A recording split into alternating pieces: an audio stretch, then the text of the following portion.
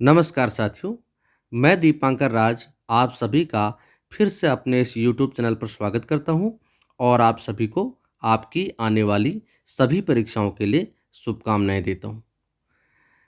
उत्तराखंड लोक सेवा आयोग द्वारा आयोजित होने वाली प्रवक्ता भर्ती परीक्षा के लिए जो अभ्यर्थी तैयारी कर रहे हैं, उनके लिए आज मैं एक और प्रवक्ता भर्ती से संबंधित एक वीडियो लेकर आया हूं। आज के वीडियो में मैं आपको विश्वविद्यालय शिक्षा आयोग या राधाकृष्णन आयोग से संबंधित जानकारी दूंगा, जो कि प्रवक्ता भर्ती परीक्षा की जो स्क्रीनिंग परीक्षा है उसके सिलेबस में यह शामिल है। विश्वविद्यालय शिक्षा आयोग या राधाकृष्णन आयोग, ठीक है।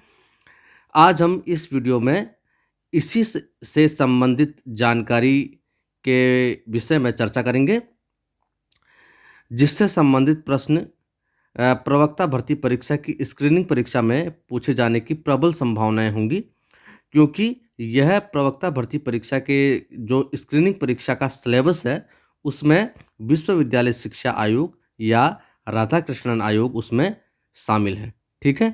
तो आज हम इसी आयोग पर चर्चा करेंगे, विश्वविद्यालय शिक्षा आयोग या राधाकृष्णन आयोग, ठीक है। आप देख सकते हैं इसमें हमारे देश के दूसरे राष्ट्रपति सर्वपल्ली राधाकृष्णन जी की एक तस्वीर, ठीक है। आगे चलते हैं, हम इससे संबंधित जानकारी को हम देखेंगे। यहाँ देखिए, विश्वविद्यालय शिक्षा आयोग या राधाकृष्णन आयोग, ठीक है। विश्वविद्यालय शिक्षा आयोग या राधाकृष्णन आयोग, ठीक है। इसके बारे में हम देखते हैं। भारतीय शिक्षा के स्तर में सुधार लाने के लिए केंद्रीय शिक्षा सलाहकार बोर्ड तथा अंतर विश्वविद्यालय शिक्षा परिषद ने भारत सरकार को विश्वविद्यालय शिक्षा आयोग का गठन करने का सुझाव दिया। 4 नवंबर 1948 में डॉक्टर सर्वपल्ली राधाकृष्णन की अध्यक्षता में भारत सरकार द्वारा विश्वविद्यालय शिक्षा आयोग का गठन किया गया तथा इस आयोग ने 25 अगस्त 1949 में भारत सरकार को अपनी आज्ञा सौंप दी। डॉक्टर सर्वपल्ली राधाकृष्णन इस आयोग के अध्यक्ष थे, अतः विश्वविद्यालय शिक्षा आयोग को राधाकृष्णन आयोग के नाम से भी जाना जाता है, ठीक है। तो आपने देखा, भारतीय शिक्षा के स्तर में सुधार लाने के लिए केंद्रीय शिक्षा सलाहकार बोर्ड तथा अंतर विश्वविद्यालय शिक्षा परिषद ने भारत सरकार को विश्वविद्यालय शिक्षा आयोग का गठन करने का सुझाव दिया, ठीक है। इस सुझाव पर अमल करते हुए 4 नवंबर 1948, बहुत ही महत्वपूर्ण ये बिंदु है, 4 नवंबर 1948 में डॉक्टर सर्वपल्ली राधाकृष्णन की अध्यक्षता में भारत सरकार द्वारा विश्वविद्यालय शिक्षा आयोग का गठन किया गया, ठीक है। तथा इस आयोग ने 25 अगस्त 1949 में भारत सरकार को अपनी आज्ञा सौंप दी। तो इस प्रकार इसका जो गठन किया गया था वो 4 नवंबर 1948 को किया गया था और इसने जो अपनी आज्ञा सौंपी वो सौंपी 25 अगस्त 1949 को, ठीक है। डॉक्टर सर्वपल्ली राधाकृष्णन इस आयोग के अध्यक्ष थे, जो कि भारत के दूसरे राष्ट्रपति भी रहे, ठीक है। अतः विश्वविद्यालय शिक्षा आयोग को राधाकृष्णन आयोग के नाम से भी जाना जाता है, ठीक है। आगे चलते हैं। अब हम डॉक्टर सर्वपल्ली राधाकृष्णन के बारे में छोटी सी जानकारी हम देखेंगे, ज़्यादा डिटेल में हम नहीं जाएंगे, क्योंकि इससे संबंधित वीडियो मैं अलग लेकर आऊँगा आपके सामने। अभी हम विश्वविद्यालय शिक्षा आयोग के बारे में चर्चा कर रहे हैं। डॉक्टर सर्वपल्ली राधाकृष्णन, ठीक है। डॉक्टर सर्वपल्ली राधाकृष्णन भारत के प्रथम उपराष्ट्रपति तथा दूसरे राष्ट्रपति थे, ठीक है, तो ये प्रथम उपराष्ट्रपति थे। जिस समय हमारे जो प्रथम राष्ट्रपति थे डॉक्टर राजेंद्र प्रसाद, उनके कार्यकाल में ये 10 वर्षों तक उपराष्ट्रपति के पद पर रहे। उसके बाद उनके कार्यकाल के बाद ये दूसरे राष्ट्रपति के पद पर आसीन हुए। ठीक है। डॉक्टर सर्वपल्ली राधाकृष्णन को भारत रत्न दिया गया था।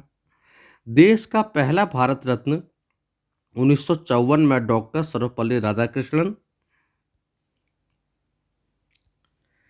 चक्रवर्ती गोपालाचारी और वेंकटरमन राधाकृष्णन को दिया गया था। ठीक है। स्वतंत्रता प्राप्ति के पश्चात राधाकृष्णन आयोग स्वतंत्र भारत का पहला शिक्षा आयोग था। ठीक है। तो स्वतंत्रता प्राप्ति के पश्चात, ये महत्वपूर्ण पॉइंट है, स्वतंत्रता प्राप्ति के पश्चात राधाकृष्णन आयोग स्वतंत्र भारत का पहला शिक्षा आयोग था। ठीक है, आगे चलते हैं। अब हम देखते हैं विश्वविद्यालय शिक्षा आयोग। विश्वविद्यालय शिक्षा आयोग, इस आयोग को विश्वविद्यालय शिक्षा आयोग के नाम से इसलिए जाना जाता है क्योंकि इस आयोग की नियुक्ति विश्वविद्यालय के शिक्षा के स्तर की व्यवस्था, संरचना की जांच और तत्कालीन समस्याओं का पता लगाकर इसके संदर्भ में भारत सरकार को आवश्यक सूचना देना था। ठीक है। तो इस आयोग को विश्वविद्यालय शिक्षा आयोग क्यों कहा जाता है? क्योंकि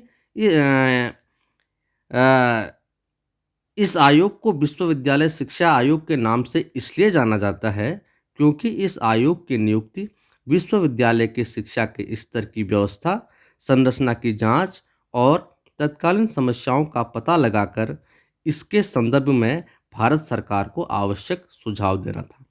इस आयोग का कार्य क्या था कि उस विश्वविद्यालय शिक्षा के स्तर की व्यवस्था और उसकी संरचना की जांच करना तथा उससे संबंधित तत्कालीन समस्याओं का पता लगाकर इसके बारे में भारत सरकार को सुझाव देना इसका कार्य था, इसका उद्देश्य था। ठीक है, आगे चलते हैं। अब देखते हैं हम विश्वविद्यालय शिक्षा आयोग के सदस्य कौन कौन थे। विश्वविद्यालय शिक्षा आयोग के सदस्य, ठीक है। विश्वविद्यालय शिक्षा आयोग या राधाकृष्णन आयोग के सदस्यों के नाम निम्नवत हैं। ठीक है। अध्यक्ष डॉक्टर सर्वपल्ली राधाकृष्णन। अब सदस्य देखते हैं। डॉक्टर ताराचंद, सर जेम्स एडीएफ, doctor Zakir Hussain, doctor Arthur Morgan, doctor A Lakshman Swami Mudaliar, doctor Meghnath Saha, doctor Karm Narayan Bahl, doctor John J Tigert, Shri Nirmal Kumar Siddhanta. तो ये सर्वपल्ली राधाकृष्णन के अलावा अन्य सदस्य थे। इसमें सर्वपल्ली राधाकृष्णन इस आयोग के अध्यक्ष थे और अन्य सदस्य डॉक्टर ताराचंद, सर जेम्स एडफ, doctor Zakir Hussain, doctor Arthur Morgan, doctor A Lakshman Swami Mudaliar, doctor Meghnath Saha, doctor Karm Narayan Bahl, doctor John J Tigert, Shri Nirmal Kumar Siddhanta. ठीक है, आगे चलते हैं। अब देखते हैं इस आयोग के गठन के क्या उद्देश्य थे। ठीक है, उद्देश्य। विश्वविद्यालय शिक्षा आयोग या राधाकृष्णन आयोग के निम्न उद्देश्य थे। विश्वविद्यालय शिक्षा के उद्देश्यों को निश्चित करना, पुनर्गठन, पाठचर्या, प्राध्यापक, छात्रावास छात्र, अवधि व माध्यम। ठीक है, आगे चलते हैं। अब देखते हैं इस आयोग द्वारा क्या क्या सुझाव दिए गए थे उच्च शिक्षा के क्षेत्र में। सुझाव। विश्वविद्यालय शिक्षा आयोग या राधाकृष्णन आयोग ने विश्वविद्यालय के शिक्षा के स्तर को बढ़ाने के लिए निम्न मुख्य पहलुओं में अपने सुझाव दिए। ये क्या क्या थे? शिक्षण संकाय, शिक्षण का स्तर, विश्वविद्यालय का प्रशासन और वित्त, विश्वविद्यालय की शिक्षा संरचना और संगठन। ठीक है, अब हम इसमें देखते हैं शिक्षण संकाय। शिक्षण संकाय विश्वविद्यालय शिक्षा आयोग या राधाकृष्णन आयोग के अनुसार शिक्षकों को 4 श्रेणियों में विभाजित किया जाए: प्रोफेसर, पाठक, व्याख्यात और प्रशिक्षक।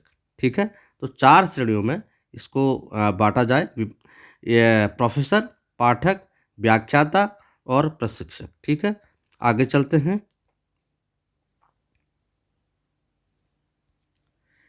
शिक्षण कार्य की समय सीमा सप्ताह में 18 घंटे से अधिक नहीं होनी चाहिए। ठीक है, शिक्षण कार्य की समय सीमा सप्ताह में 18 घंटे से अधिक नहीं होनी चाहिए। अगला है शिक्षक की सेवा अवकाश की उम्र 60 से बढ़ाकर 64 वर्ष कर दी जाए। ठीक है, तो शिक्षक की जो सेवा अवकाश की उम्र है वह 60 से बढ़ाकर 64 वर्ष कर दी जाए। आगे चलते हैं। अब हम देखते हैं शिक्षण का स्तर। शिक्षण के स्तर के लिए आयोग ने निम्न सुझाव दिए: विश्वविद्यालय में 3000 से अधिक और उनसे संबंधित महाविद्यालयों में 1500 से अधिक विद्यार्थियों की संख्या नहीं होनी चाहिए। ये तात्कालिक परिस्थितियों के अनुसार थी, लेकिन जनसंख्या बढ़ने के साथ साथ अब तो छात्र संख्या बहुत ही अधिक होती है विश्वविद्यालयों में और महाविद्यालयों में। आगे चलते हैं।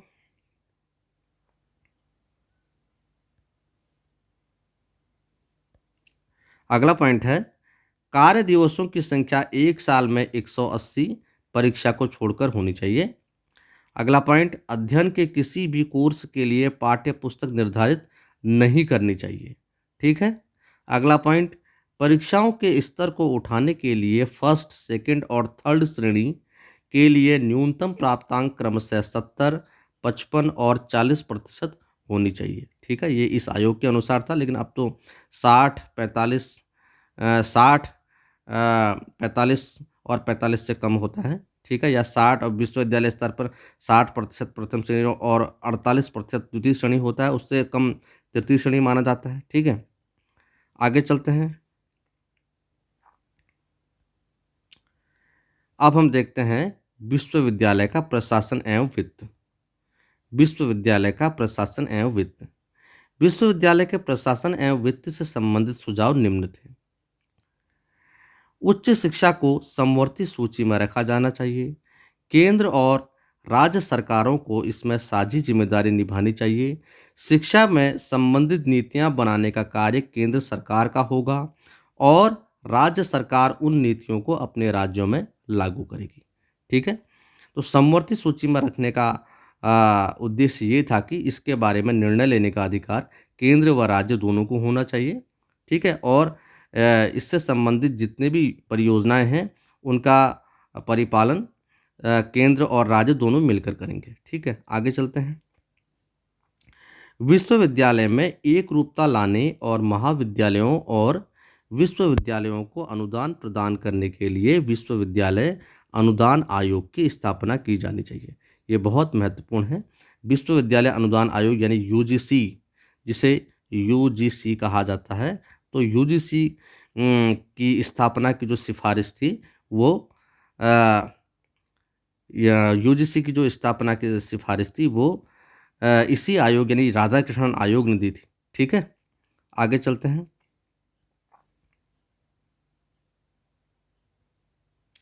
अगला पॉइंट है विश्वविद्यालय शिक्षा की संरचना और संगठन। ठीक है, इसमें देखते हैं विश्वविद्यालय शिक्षा की संरचना और संगठन के लिए आयोग ने निम्न सुझाव दिए। क्या सुझाव थे? उच्च शिक्षा के 3 स्तर, स्नातक 3 वर्ष, स्नातकोत्तर 2 वर्ष और शोध न्यूनतम 2 वर्ष। ठीक है, तो इसमें आपने देखा कि स्नातक 3 वर्ष होना चाहिए, स्नातकोत्तर 2 वर्ष होना चाहिए और शोध कार्य न्यूनतम 2 वर्ष होना चाहिए। ठीक है, आगे चलते हैं। उच्च शिक्षा की 3 श्रेणियां: कला, विज्ञान और व्यावसायिक और तकनीकी। ठीक है, कला, विज्ञान, व्यावसायिक और तकनीकी। ठीक है, आगे चलते हैं।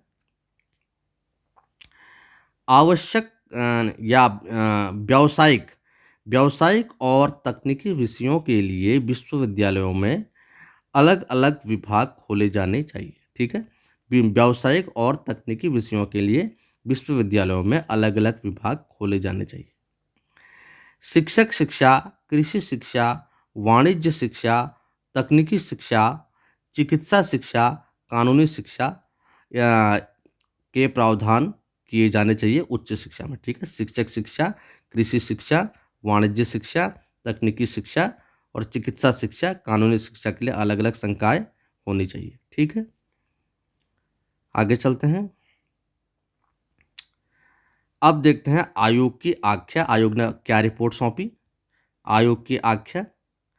आयोग द्वारा एक प्रश्नावली तैयार की गई जो कि भारतीय विश्वविद्यालयों की अवस्था, समस्याओं तथा उनसे उनके उपचार से संबंधित था।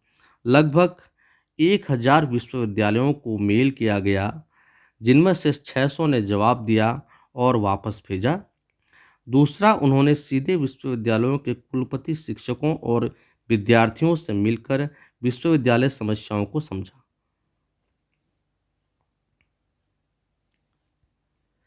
आयोग की आख्या को पूर्ण होने में 9 महीने लगे।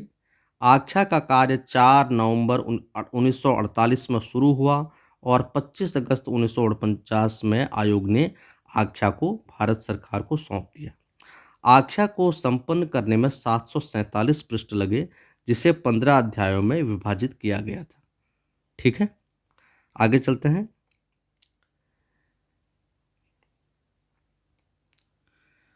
अब हम देखते हैं इससे संबंधित अभ्यास प्रश्नों को, ठीक है? अभ्यास प्रश्नों को देखेंगे हम। राधाकृष्णन आयोग से संबंधित जो अभ्यास प्रश्न हैं, जो कि परीक्षा में पूछे जा सकते हैं, ठीक है? इन अभ्यास प्रश्नों को हम देखेंगे, ठीक है? तो पहला प्रश्न है, भारत सरकार द्वारा विश्वविद्यालय शिक्षा आयोग का गठन कब किया गया?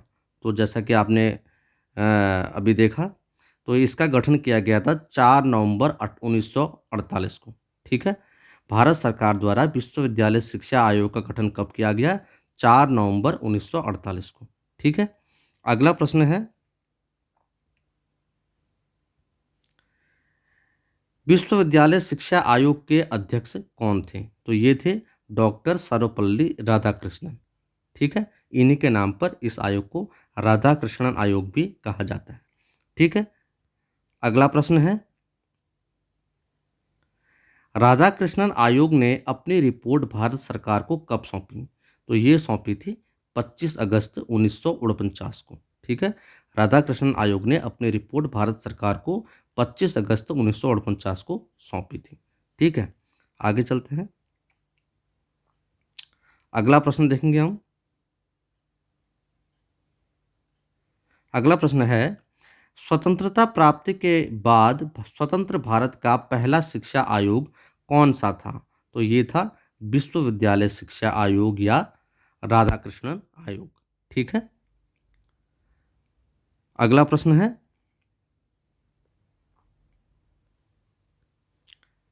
देखिए यहाँ आप देखिए कि जो विश्वविद्यालय शिक्षा आयोग था, वह स्वतंत्र भारत का पहला शिक्षा आयोग था, जिसका गठन 4 नवंबर 1948 को हुआ था, जो कि आपने इस प्रश्न में देखा। 4 नवंबर 1948 को इसका गठन किया गया था और भारत को स्वतंत्रता मिली थी 15 अगस्त 1947 को। तो स्वतंत्रता के बाद ये इस आयोग का गठन किया गया था। तो स्वतंत्रता के बाद स्वतंत्र भारत में गठित होने वाला यह पहला शिक्षा आयोग था, जिसे हम कहते हैं विश्वविद्यालय शिक्षा आयोग या राधाकृष्णन आयोग, ठीक है? आगे चलते हैं।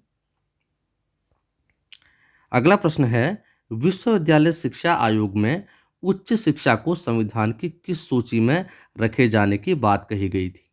तो ये थी समवर्ती सूची में रखे जाने की बात कही गई थी। समवर्ती सूची में वही विषय रखे जाते हैं जिन पर निर्णय लेने का अधिकार केंद्र व राज्य सरकार दोनों को होता है।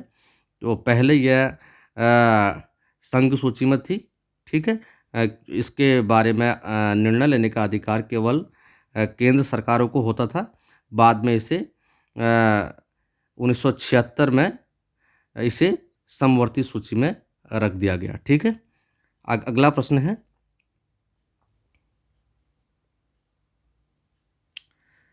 अगला प्रश्न है, उच्च शिक्षा को समवर्ती सूची में कब शामिल किया गया? तो ये शामिल किया गया था 1976 में 42वें संविधान संशोधन के द्वारा। ठीक है, जिसके बाद केंद्र व राज्य दोनों को इस पर निर्णय लेने का अधिकार हो गया। ठीक है, अगला प्रश्न है,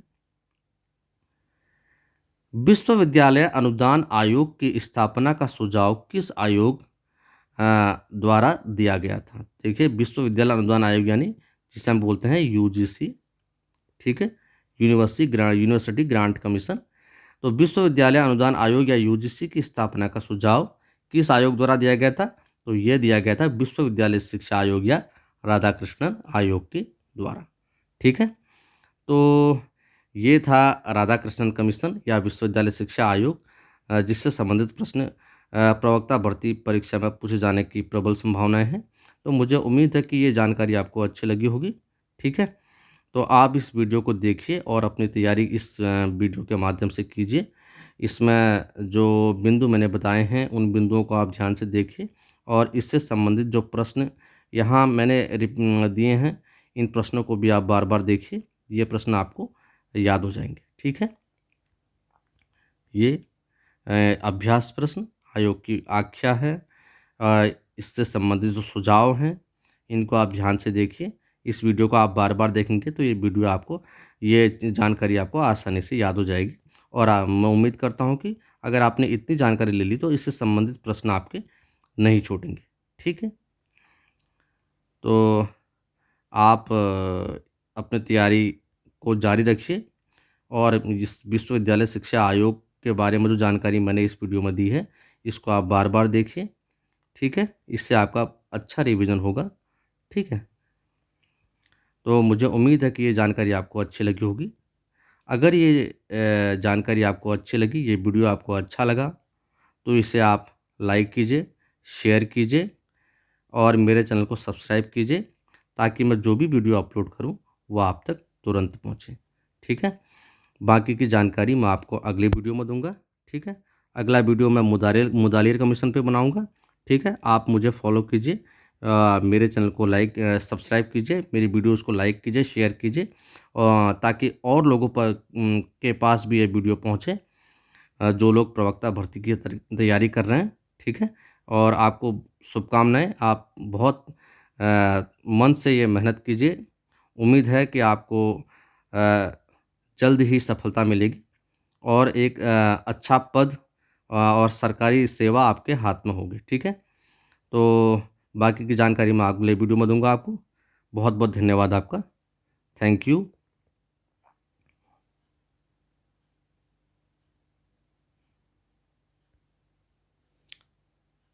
नमस्कार।